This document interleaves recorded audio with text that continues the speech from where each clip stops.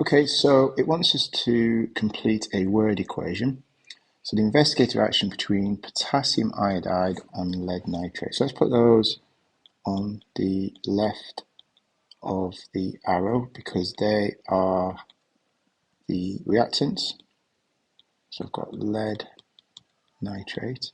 And it tells us here we're mixed and lead iodide and potassium nitrate were formed. So on this side, let's put those two down. So we've got lead nitrate, lead iodide,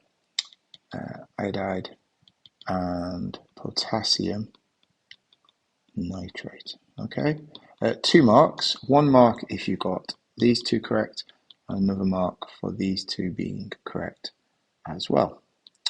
Okay, next question says the mass is recorded of the reactants and the products are shown. Show how these results show that mass is conserved. So the two masses are the same, therefore no mass has been lost or added, and therefore conservation of mass has been proven. So I'm just going to say here the mass before and after are the same. Okay. Next one, another experiment here. So this is the similar to one we've done in class. They've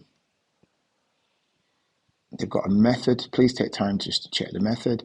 And it wants to understand what piece of apparatus would be used to measure the 100 centimeters cubed of water.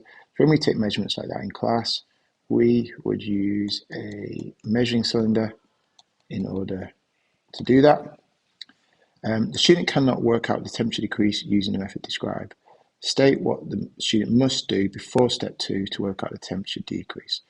So before step 2, what they would have to do is in here is take a reading of the initial temperature. So here they would have to record an initial temperature reading.